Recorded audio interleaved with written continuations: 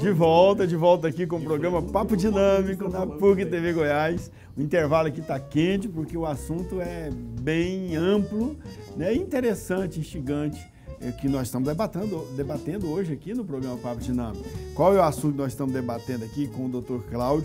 Cláudio Carlos Silva, diretor da Escola de Ciências Agrárias e Biológicas da PUC Goiás, e o Dr. Cristiano Palavro, que é agrônomo e analista técnico do IFAG.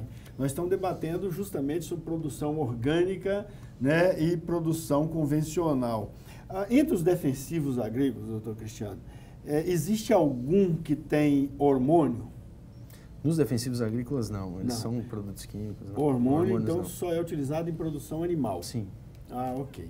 Então, não é possível, então, né, doutor Cláudio? Porque nas plantas pode ter os fito-hormônios, né? Mas não são defensivos agrícolas. Os fito-hormônios são produtos também, podem ser naturais ou não, mas os hormônios vegetais... Que alteram geneticamente a planta. Não, que propicia crescimento da planta, maturação precoce. Você tem reguladores de crescimento, eles podem ser considerados hormônios, né? Fito-hormônios. Porque tem algumas laranjas não necessariamente defensivos. Geralmente tem umas laranjas ou maçãs bem grandes, dizem essas maçãs, as laranjas têm hormônio. É isso? A giberelina, por exemplo, é um produto que ele promove o alongamento das células. Então, produtos tratados com giberelina pode realmente ter amigo médico, lá, o doutor João, fala, quando você vai comprar frutas, você compra das pequenas, não compra das grandes, não, porque está cheio de hormônio. Mas hormônio de planta atua em planta. Hormônio de animal atua em animal. Vice-versa não funciona. Então, o hormônio de planta, as células animais não têm receptores para aquele hormônio atuar na célula.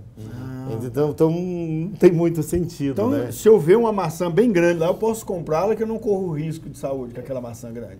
Existem outros riscos, né? Mas de saúde, provavelmente não.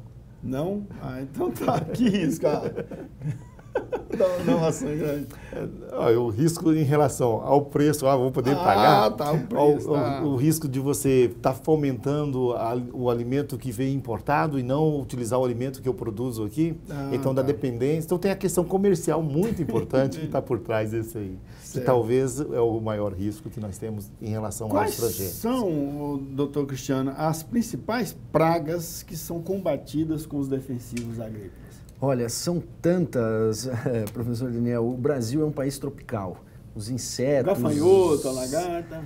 Em especial, insetos, lagartas, pulgões. Aí nós temos toda uma classe de fungos, classes de nematóides. As plantas daninhas são pragas importantes. Eu estava puxando o assunto do Brasil ser um país tropical, porque aqui esses insetos se multiplicam muito mais rápido, a gente tem uma biodiversidade muito maior. É diferente nos Estados Unidos, por exemplo, que tem metade do ano lá com neve e leva os níveis dessas pragas lá para baixo. Aqui não, aqui a gente produz o ano inteiro, tem safra irrigada, tem safra e safrinha, então uma continuidade da produção que faz com que esses insetos se multipliquem mais rapidamente. Então, nós temos mais de 40 mil pragas catalogadas no Brasil, então... por isso que os defensivos são tão necessários. A gente tem muitos tipos de moléstias atacando a nossa produção agrícola. Né? Eu vejo que o pessoal combate aí, joga, digamos, os agrotóxicos usando, às vezes, um trator com uma bomba que sai andando no meio das linhas, né, de plantações, jogando o veneno lá. O veneno, fala veneno, os agrotóxicos, os defensivos agrícolas. Mas também tem avião. Qual que é mais eficiente? Os dois são eficientes? Depende do caso. O avião ele é bem eficiente, ele tem uma condição de aplicar no local certo, ele é muito mais rápido, né? Então, para algumas situações, ele é muito, muito eficaz. Mas a aplicação terrestre também é bastante eficaz. Você tem que ter critério, né? Tanto do tamanho de bico, o tamanho da gota, a velocidade do vento, você tem que usar todos os critérios para não perder eficiência, né? Não jogar o produto fora, digamos, que ele realmente atinja a praga e também para não correr riscos de deriva, esse produto cair num local não adequado. Qual o cuidado que o produtor tem que ter para não comprar gato por lebre, por exemplo, como você falou antes? Comprar de empresas legalizadas, comprar diretamente da indústria, por caso de grandes produtores, de grupos de compra, comprar de distribuidores ali da região, ou que venham de outros locais, mas que tenham cumpram toda a regulamentação, né? Realmente ficar atento à origem desse produto. E fomentar o mercado local, você tem ali, as regiões que têm produção, as empresas vão lá, então o produtor tem a opção ali localmente, né? Ok. Então, doutor Cláudio, deixa eu ver aqui se tem uma pergunta aqui, interessante aqui. A agricultura hoje está precisando de inovações tecnológicas ou a inovação que temos ainda precisa de algum tempo para ser implantada nas lavouras goianas, por exemplo? Nós precisamos de inovação, mas Sim. se nós utilizássemos o que já se tem com eficiência, muita produção, a produção nossa aumentaria em grande quantidade, né? E depois da produção, se o produto também for transportado com eficiência, não se perder tanto no transporte, melhora muito a condição de acessibilidade a alimento, né? Então, a inovação ela precisa ser desenvolvida porque nós temos a possibilidade de reduzir os custos, sobretudo dos custos de produção, processamento e comercialização. Que inovações que já existem pelo mundo afora e que poderia ser imediatamente aplicada em Goiás? Você talvez possa me ajudar. Cristiano.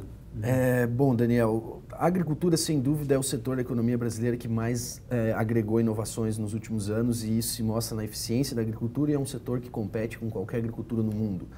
Eu diria que não existe nada que existe no mundo que não tenha aqui, pelo menos em alguns locais.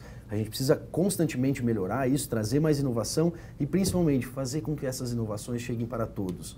Hoje, 85% da produção está na mão de 10% a 15% dos produtores. Esses outros produtores não estão sendo eficientes porque a gente não está conseguindo transferir a tecnologia para eles. Enquanto a gente tem as fazendas mais modernas do mundo, nós temos pessoas passando fome no campo. Quem quiser então é uma fazer, disparidade, né, muito grande. Alguém que quer iniciar uma produção orgânica, o que ele deve imediatamente fazer? Ele tem que buscar conhecimento, ele tem que buscar pessoas que já trabalham com isso, produtores que já estão nesse tipo de produção, entender qual é o mercado, ele tem que saber para quem ele vai vender, ele não pode... É a medida educativa, né? A Embrapa é um órgão que fomenta muito também isso, ela tem material técnico e material de recurso humano para ajudar nisso, mas hoje a gente vê que o mais corriqueiro é os produtores fazer uma rede de conhecimentos, se ajudarem, existe a Associação dos Produtores de Orgânico aqui em Goiânia, então é importante que haja essa interação, a gente precisa fomentar esse mercado, trazer agrônomos, mais agrônomos para esse mercado também. Lá na escola, na ECAB, Escola de Ciências Agrárias e Biológicas, Campus 2 da PUC Goiás, tem lá alguma unidade, algum professor, alguém